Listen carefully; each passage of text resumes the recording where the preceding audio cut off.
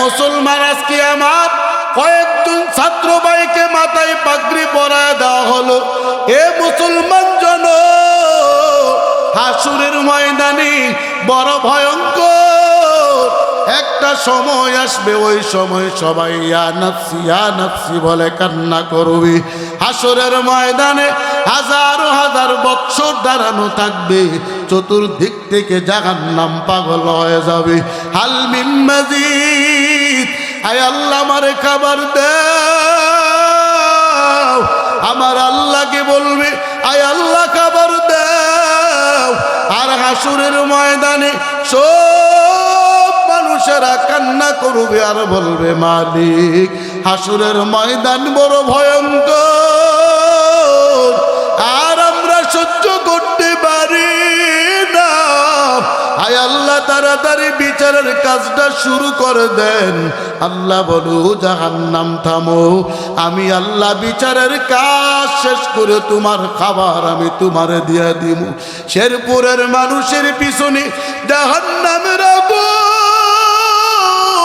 শেরপুরের মানুষ দৌড়ায়া নকলার দিকে যাবে, নকলার মানুষেরা দৌড়ায়া শেরপুরের দিকে আগমন করবে আর বলবে, ও মানুষেরা কেন দৌড়াও বলো। ওই মানুষেরা ডাক দিয়ে বলবে, জাহান্নামের আগুন। ওই সময় ডেকে বলবে, শেরপুরের মানুষ বলবে, আমাদের পিছনেও জাহান্নামের আগুন। ওই নকলার মানুষেরাও বলবে, আমাদের পিছনেও জাহান্নামের আগুন। সব মানুষেরা পাগল হয়ে যাবে। ওই সময় আমার আল্লাহ একদল মানুষের মাথার মধ্যে টুপি পরায় দেবে। ওই মানুষেরা ডাক দিয়ে বলবে, মালিক, জমিনে এমন কোন আমল করি না যে আমলের কারণে আজকে কঠিন ময়দানে মাথার মধ্যে টুপি পরায় দিলা। আল্লাহ ডাক দিয়া বলবে, এরে গোলাম, জমিনে তুমি কিচ্ছু করো নাই, তবে একটা সন্তানকে কোরআনের হাফেজ বানায়া তুমি আসছিলা। আজকে আমি আল্লাহ ওই কোরআনের বরকতে তোমার মাথার মধ্যে একটা নূরের মুকুট পরায় দিলাম, যেন জাহান্নামের আগুন, সূর্যের তাপ তোমার শরীরের মধ্যে না লাগে। ও শেরপুরের মুসলমান, আজকে যারা পাগড়ি পেয়েছে তাদের আব্বা আম্মা বড় ভাগ্যবান, বড় কপাল ভালো। কারণ হাসরের ময়দানে সবাই যখন কান্না করবে, ওই দিন হাফেজ কোরআনের আব্বা আম্মা হাসতে হাসতে জান্নাতের মালিক হবে। চিল্লায় বলেন সুবহানাল্লাহ। আম্মা জান আমেনা ডেকে বলে, রে আব্দুল মুত্তালিব শুনো,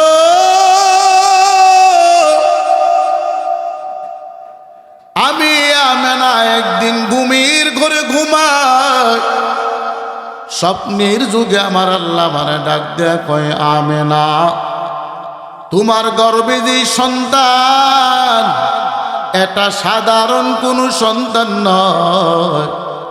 ওই সন্তানের নাম জমিনে আসার পর আকিকার মাধ্যমে রাখা লাগবে না। ওই সন্তানের নাম আমি আল্লাহ জন্মের আগে রেখে দিলাম। জমিনে নবীর নাম থাকবে মুহাম্মদ, আসমানে আমি আল্লাহর কাছে থাকবে তার নাম আহমদ। হুজুরে বলেন না সুবহানাল্লাহ। বলেন তো, আমার আপনার সন্তানের নাম পেটে থাকতে রাখা হয় নাকি জমিনে আসার পর আকিকার মাধ্যমে রাখা লাগে? অথচ আমার মায়ার নবী জমিনে আসার আগে আমার আল্লাহ নাম রেখে দিয়েছেন, তার নাম হবে মুহাম্মদ। আম্মা জান আমেনা ডেকে বলে, রে আব্দুল মুত্তালিব শুনো,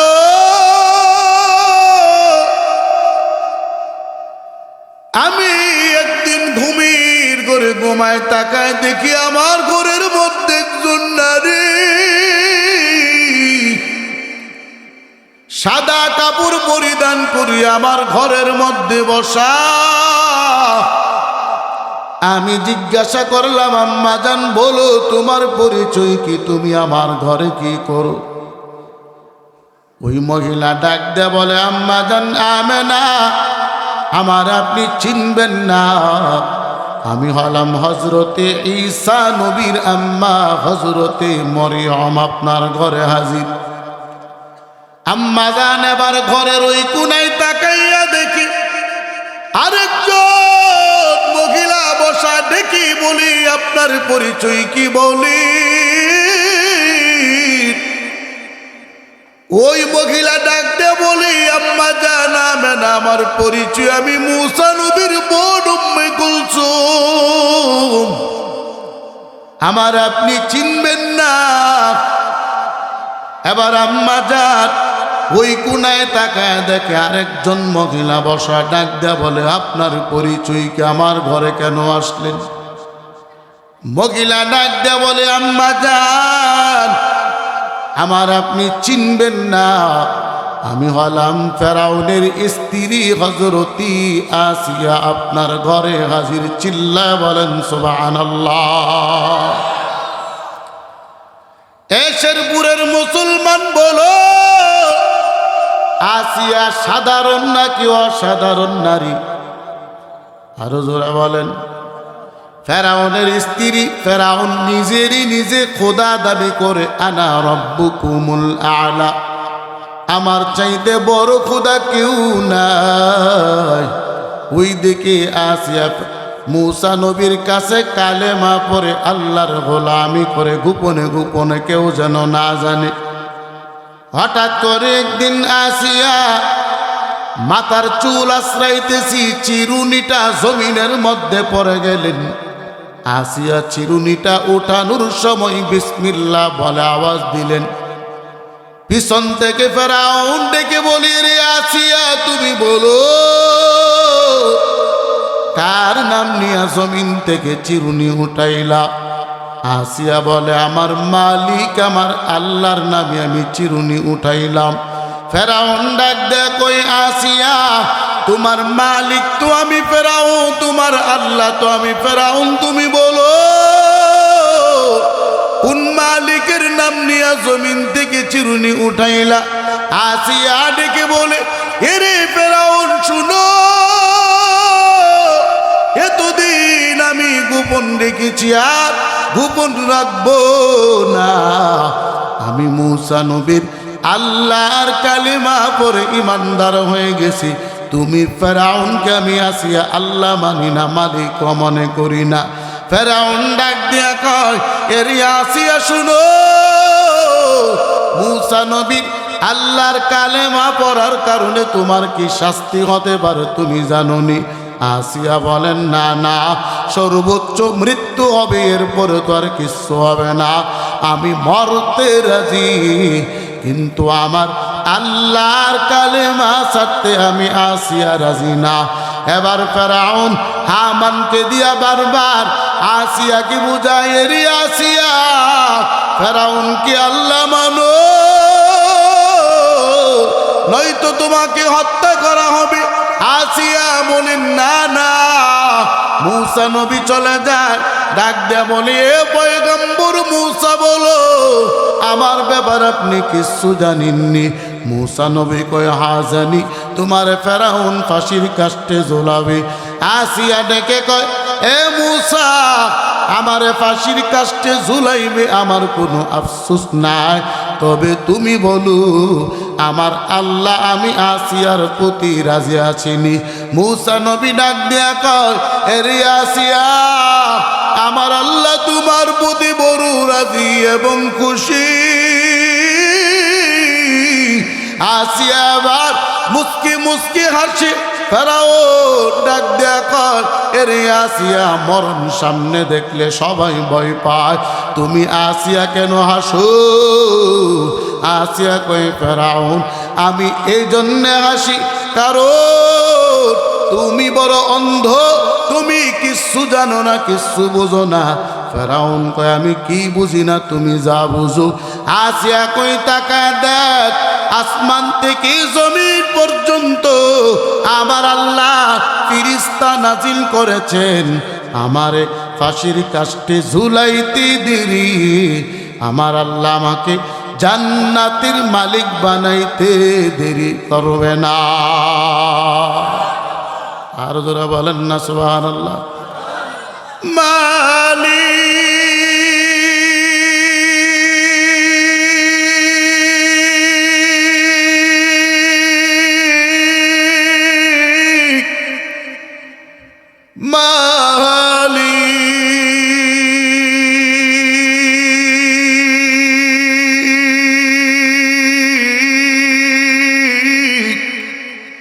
একটি ঘর বানিয়ে দিও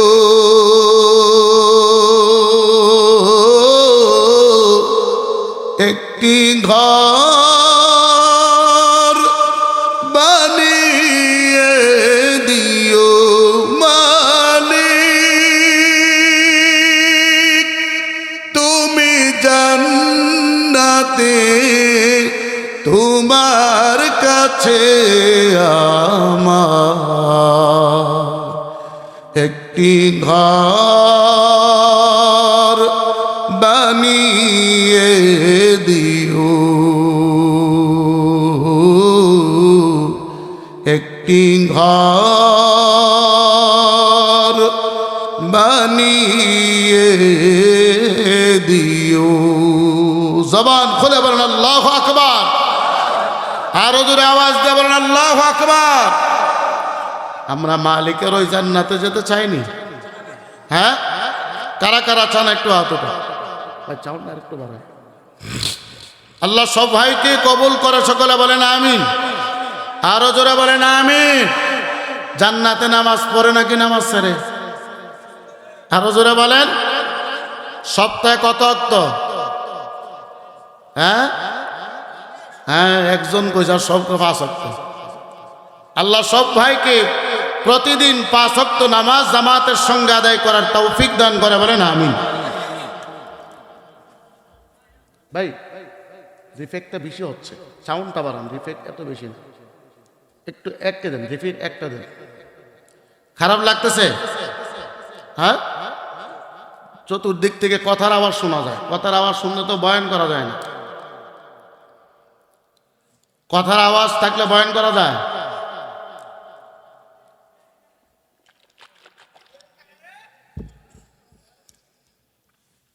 চলবে? আওয়াজও বোঝা যায় না, চলবে না। পিছনের তারা কয় না। মুসলমান ইমানদার, এবার আম্মা জান আমেনা বলেন, ও আব্দুল মুত্তালিব, আমার ঘরের মধ্যে তারা হাজির। আমার সন্তান যেদিন জন্ম হবে, দুনিয়ার মানুষগুলো জমিনে আসার পর সন্তানগুলো যখন জন্ম হয়, মায়ের পেট থেকে অনেক পরিমাণ রক্ত বাহির হয়। মায়ের পেটে সন্তান ঢোকার পরে আম্মা জানের পেট দিনে দিনে দিনে দিনে একটু বড় হয়।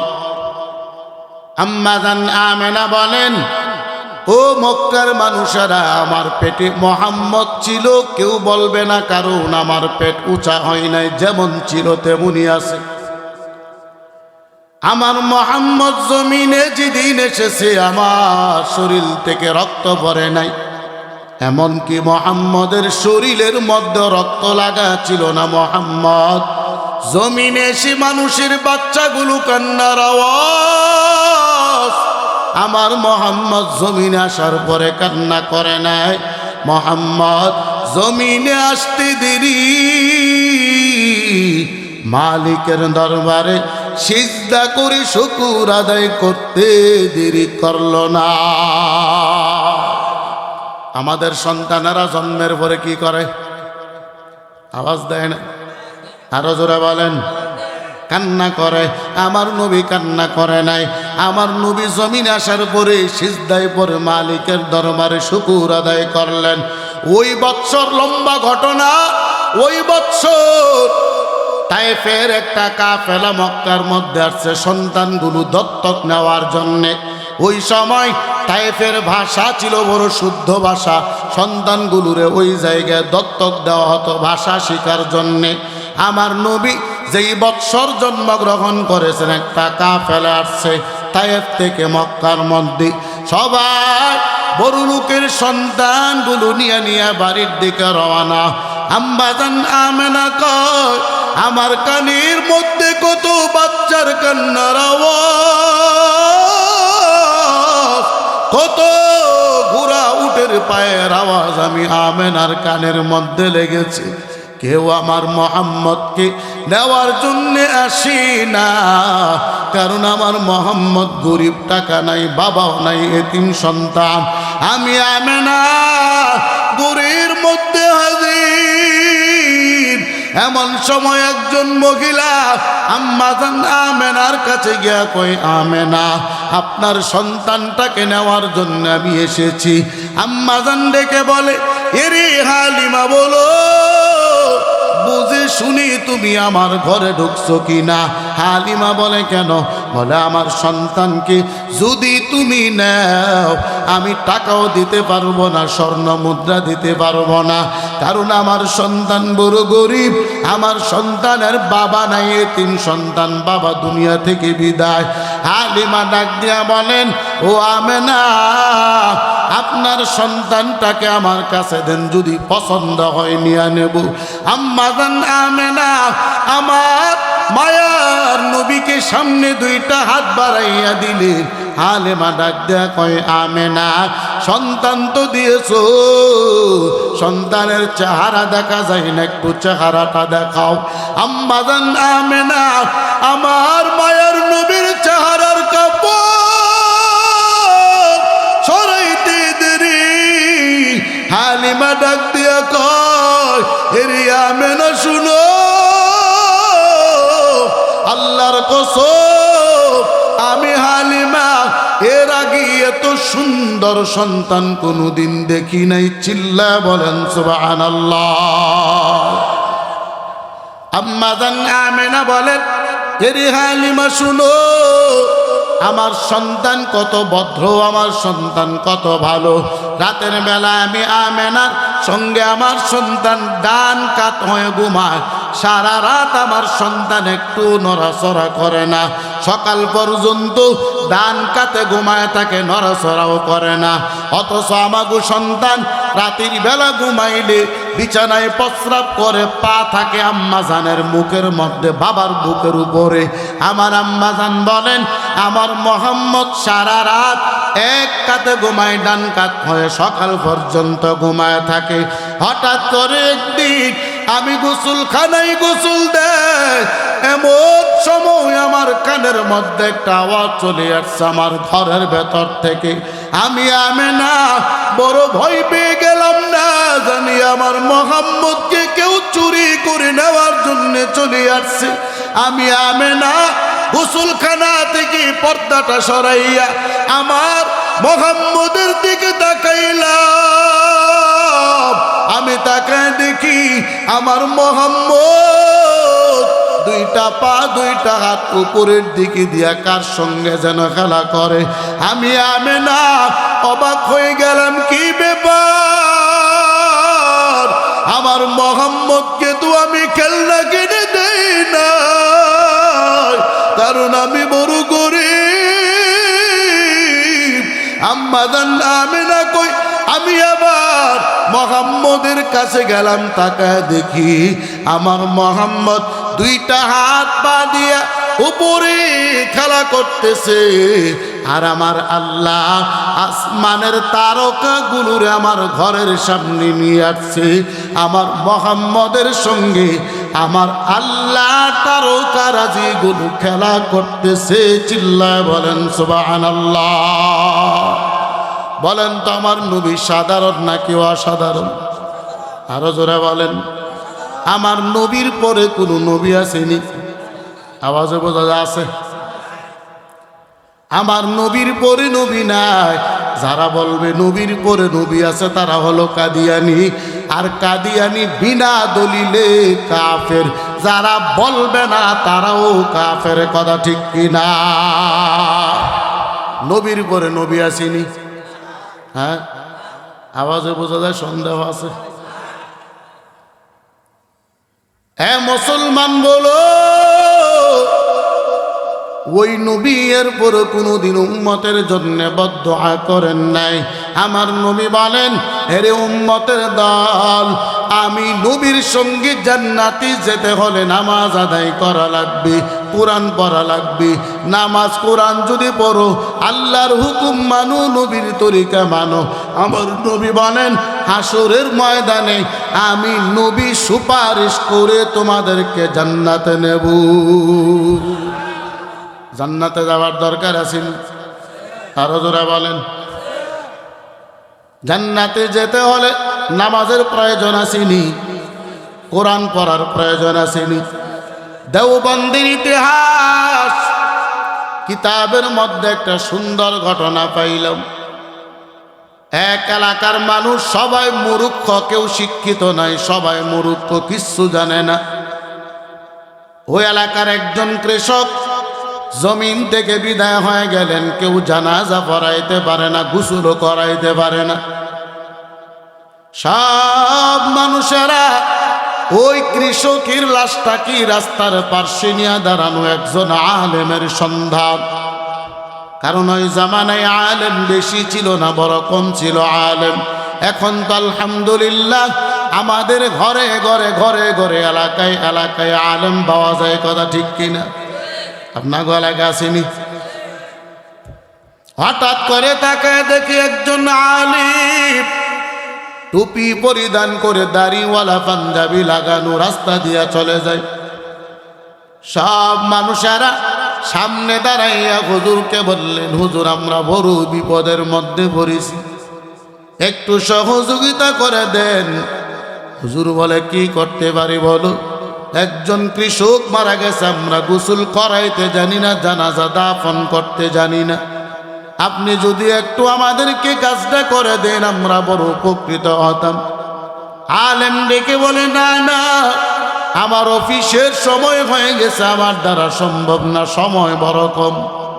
এলাকার মানুষ বারবার ওনারে অনুরোধ করার পর উনি রাজি হলেন, গোসল করালেন, কাফন পরাই আবার জানাজার ইমামতিও করলেন। জানাজা পড়াইয়া আলেম অফিসের দিকে রওনা। সবাই দৌড়ায় ধরলেন, হুজুর কবরে কিভাবে রাখা লাগবে আমরা জানি না, আপনি একটু কবরস্থ করে দিয়া যান। কবরে কি দোয়া পড়া লাগবে জানি না।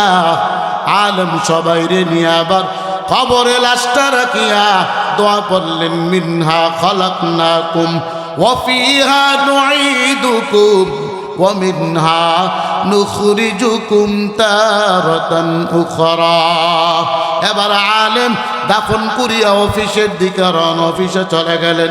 অফিসে যাওয়ার পর তাকায় দেখি পকেটের মধ্যে একটা গুরুত্বপূর্ণ কাগজ ছিল, কাগজটা হারায় ফেলছে। ওই কাগজটা বড় দরকার। এবার তালাশ করতে করতে ওই এলাকা পর্যন্ত আবার চলে আসছে। এলাকার মানুষ ডেকে বলে, হুজুর আপনি কেন আমাদের এলাকায় আবার আসলেন, বলে কোনো সমস্যা কিনা? হুজুর বলে, রে মানুষ, তোমাদের উপকার করতে গিয়ে আমার বড় ক্ষতি হয়ে গেল।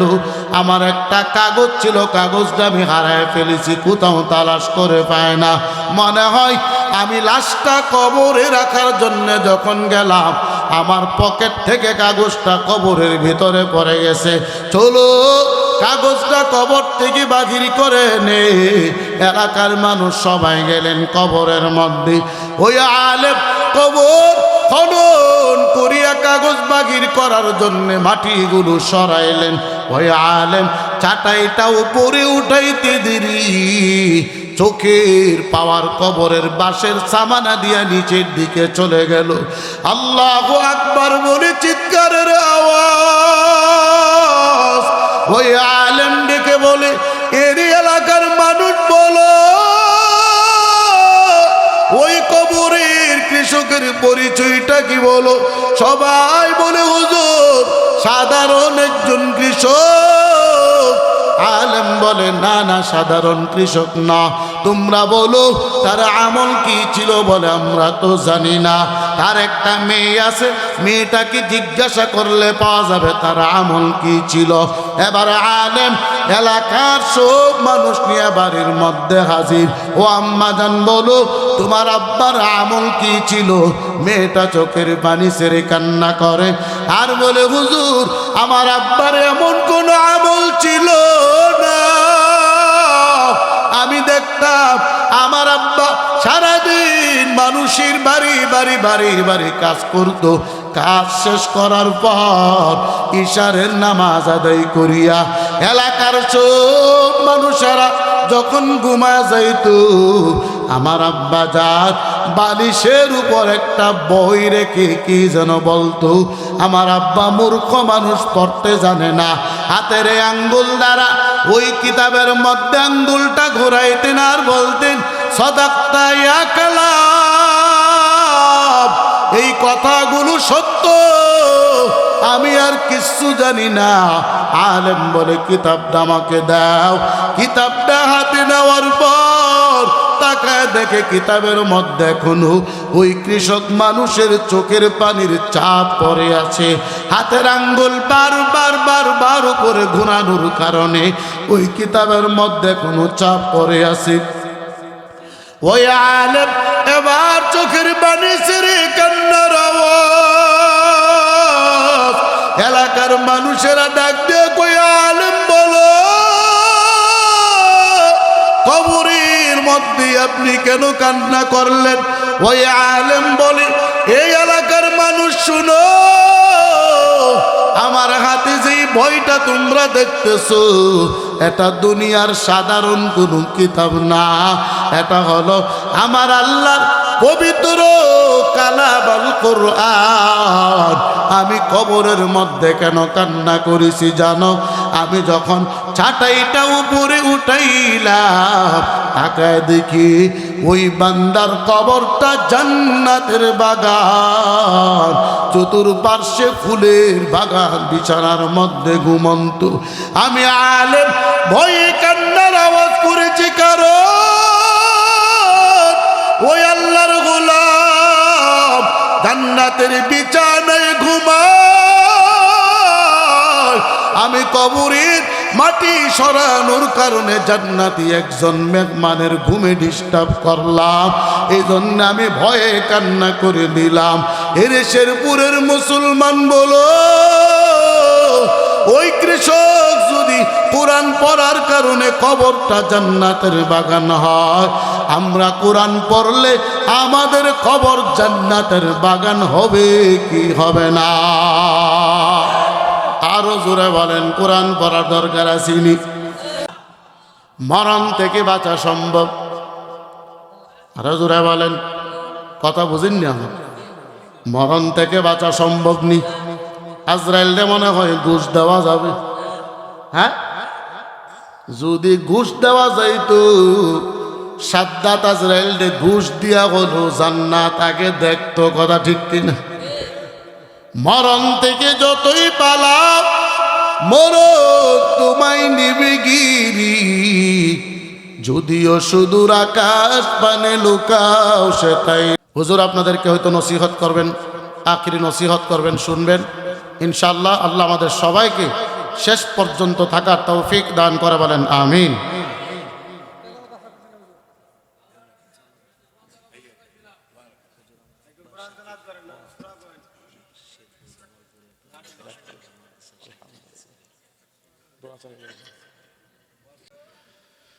الحمد لله رب العالمين الرحمن الرحيم مالك يوم الدين إياك نعبد وإياك نستعين اهدنا الصراط المستقيم صراط الذين أنعمت عليهم غير المغضوب عليهم ولا الضالين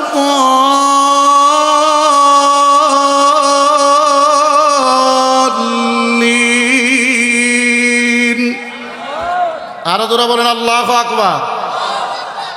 এই তিলাওয়াত হলো বর্তমান মক্কা মদিনার সবচাইতে বড় ইমাম যিনি আব্দুর রহমান আস-সুদাইস, ওনার কণ্ঠে। আল্লাহ হযরতের হায়াতের মধ্যে বরকত দান করুন। আরো জোরে বলেন আমিন। হুজুর কি চলে আসছে? কই? ইন্নালিল্লাহ। যাই হোক, আলহামদুলিল্লাহ, আমার সামনে আরো প্রোগ্রাম আছে শেরপুরে, হয়তো আগামীকাল পরে 2 দিন নকলা আপনারা যেতে পারবেন না। শেরপুরও আছে 17 তারিখ, বাস স্ট্যান্ড, সুন্দর সোনার বাংলা, এটা হ্যাঁ সোনার বাংলা বাস স্ট্যান্ড, বাস মালিক সমিতির যে মাহফিলটা, গত বছরও ছিলাম আমি আর শোয়েব আশরাফি, এবছরও আমি আছি আলহামদুলিল্লাহ। আরও প্রোগ্রাম আছে, এগুলো তো আপনাদের চাইতে একটু দূরে। হ্যাঁ, ডিসেম্বরের 29 তারিখ, ডিসেম্বরের 29 তারিখ জাফর আহমদ ভাইয়ের মাদ্রাসায় প্রোগ্রাম, ওইখানেও আমি আছি। আরেকটা প্রোগ্রাম আছে পাশে, দুইটাই। জাফর আহমদ ভাইয়ের মাদ্রাসা যেহেতু শহরের প্রাণকেন্দ্রে, আমরা সবাই যাওয়ার চেষ্টা করবো ইনশাআল্লাহ। পারবো তো সবাই ইনশাআল্লাহ? আল্লাহ আমাদের সবাইকে কবুল করে বলেন আমিন। আসসালামু আলাইকুম ওয়া রাহমাতুল্লাহি ওয়া বারাকাতুহু।